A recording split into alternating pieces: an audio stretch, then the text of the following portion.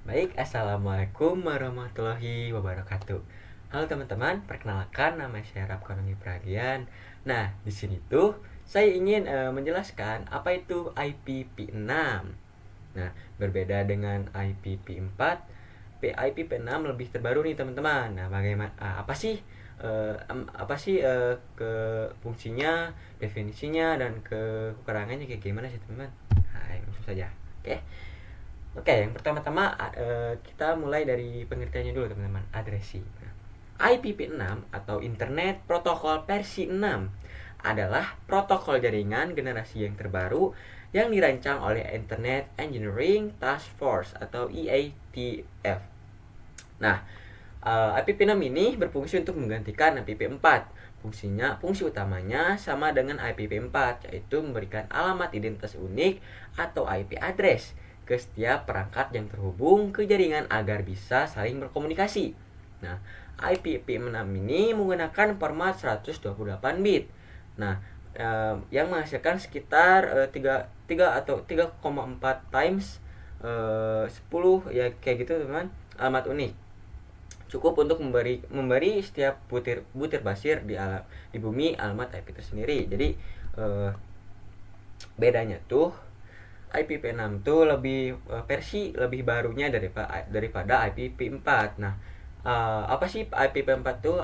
IPv4 tuh biasanya kayak video-video yang sudah terlalu kan, saya mengkonfigurasinya menggunakan IPv4 kayak 192, 168. Nah, kayak gitu teman-teman, itu adalah IPv4. Nah, kemudian ini adalah perbedaan IPv4 dan IPv6. Nah, kalau IPv4 ini di developnya pada tahun 1981. Kalau IPv6 di developnya di tahun 1998. Jadi lebih terbaru ya teman-teman. Nah, kalau IPv4 ini terdiri dari 32 bit IP address. Nah, kalau IPv6 ada berjumlah 128 bit kayak tadi teman-teman. Nah, kemudian di sini ada contoh IP-nya, IPv4-nya 192.168.5.18. Nah, kalau IPv6 lebih rumit nih teman-teman. Seperti dilihat sangat-sangat rumit ya, kayak banyak-banyak angka, banyak-banyak huruf. Sekarang kalau IPv4 kan cuman angkanya doang. Kalau IPv6 ada hurufnya teman-teman. Nah, gimana sih kita perdalam nih teman-teman. Nah, ada tipe-tipe IPv6 nih. Ada link lokal nih, atau komunikasi antar perangkat dalam satu LAN.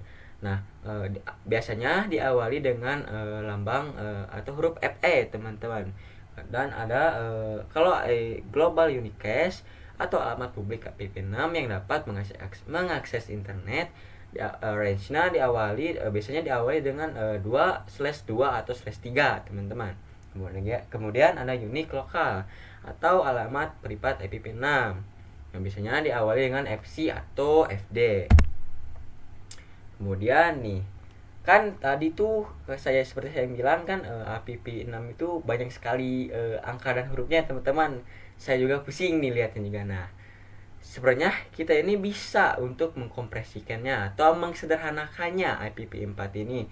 Nah, dengan cara menghapus angka 0 yang ada di depan. Nih, misalnya teman-teman ini ada kita sebutkan 2008.2 dB 68.208 AB titik 256 CA titik 22223 titik 2000 titik 22000 titik 22 A. Nah, pusing kan teman-teman.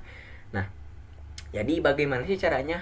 Cara mengsederhanakannya yaitu jika ada angka 0 berturut-turut, maka gunakanlah simbol titik 2 sebanyak 2 kali. Mau seberapa banyak 0 yang ada. Ini seperti dicontoh kayak 2002 dB 68. Nah, 2002 ini tidak bisa disederhanakan jadi titik 2 teman-teman. Kenapa? Dikarenakan angka depannya itu 2 bukan 0 teman-teman. Berbeda kepada misalnya nih 0023 kemudian titik 2. Nah, kalau di atas kan 00 ada 3 kali 4 kali. Kemudian kita bisa ringkas lagi, nolnya menjadi titik 2, gunakan simbol titik 2 aja teman-teman, kayak misalnya 20 db68 b8 ab titik 2 56 ca titik 22300 a. Nah itu teman-teman. Kemudian ini ada example teman-teman. Jadi jika ada 0 berturut-turut di depan atau di belakang, tidak bisa dikompresi keduanya. Jadi harus milih salah satu teman-teman. Nah di sini kan kalau di atas ada FE80000000 nih. Jadi kita gak bisa, kalau kita gak bisa makai titik 2-nya sebanyak 2 kali teman-teman. Kita harus memilih salah satu aja, mau di depan apa mau di belakang teman-teman. Ya contoh salahnya, kalau contoh salahnya ada yang baris kedua ini FE80.2.2, kemudian belakangnya lagi 2020.2 BF BB3FF.2.2, itu salah ya teman-teman. Nah cara menyeri itu jadi kita harus memilih nolnya tuh mau di titik 2 yang mana ya teman-teman, mau yang depan apa yang belakang. Jadi nggak bisa dua-duanya teman-teman gitu. Kemudian ini ada example lagi teman-teman. Seperti saya jelaskan tadi, kalau udah angka depannya 0 itu bisa dia ganti menjadi titik 2 biar nggak kepanjangan gitu tulisnya teman-teman. Kemudian ini ya perbandingannya teman-teman, kayak seperti tadi ya, ukuran alamatnya 32 bit, kalau IPv6 128 bit. Kalau format penulisannya kalau IPv4 itu desimal yang dipisahkan oleh titik ya teman-teman, kayak 192.168 gitu kan. Kemudian kalau IPv6 itu format penulisannya heksadesimal dipisahkan oleh titik 2. Oke. Yang seperti contoh kayak 192.168 1.1. Nah, kayak gitu teman-teman. Kalau ukuran headernya bervariasi ya. Kalau IPv4 itu 20 sampai 60 bit. Kalau IPv6 itu tetap bisa atau 40 bit doang. Kalau konfigurasi IP-nya bisa manual ataupun di HCP server. Kalau IPv6 sama aja teman-teman, bisa manual bisa di HCP server juga ya.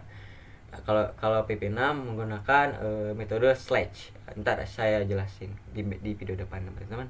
Kemudian transmisi datanya unicast, multicast, broadcast atau IPv6 ini P4 ini. Kalau IPv6 unicast, multicast, dan anycast.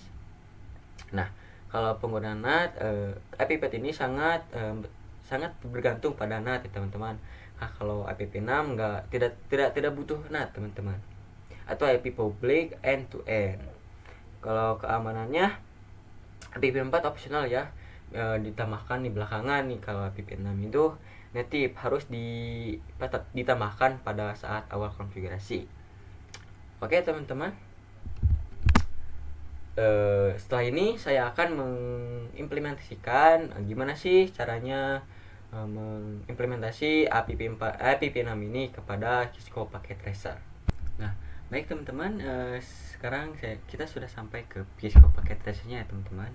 Nah, di sini saya akan mengimplementasikannya sama dengan kayak static router yang video kemarin teman-teman. Nah, sekarang sama kayak static router, topologinya tuh kita harus menyiapkan 2 buah router dan 2 buah PC ya teman-teman. Nah, di mana letak perbedaannya? Nah, pada letak perbedaannya, kalau IPv4 kemarin, static router kemarin itu menggunakan IPv4 ya teman-teman, kayak 192 untuk IP jalurnya, IP routernya kayak gitu teman-teman kan. Kalau sekarang menggunakan IPv4 seperti ini IP-nya teman. Nah, yang pertama-tama kita harus mengkonfigurasi routernya yang pertama ini teman-teman. Nah, kayak static router kemarin teman, kita harus enable conft interface RA-G0/0 sampai 1. Kemudian kita no shoot dulu. Kemudian kita masuk ke interface G0/0. Nah, interface G0/0 ini seperti dilihat jalurnya kan kemana nih? G0/0 ini jalurnya ke bawah. Berarti kita menggunakan IP yang ini teman-teman. Kita masukkan IP-nya sama ya. Kemudian sudah kan, G 2001.2.25.2.1/1/64. Nah, perbedaannya kalau IPv4 ini harus menggunakan slash-nya ya teman, /64.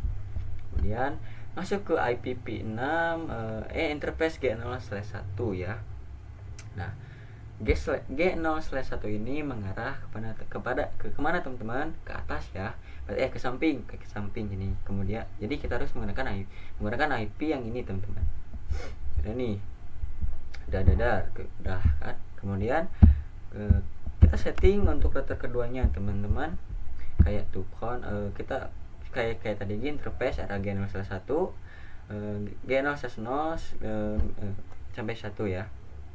Kemudian interface G0/0 kita lihat ini G0/0 ini mengarah ke bawah kan menjadi IP yang ini. Kemudian interface G0/1 mengarahnya ke samping berarti menggunakan IP yang ini.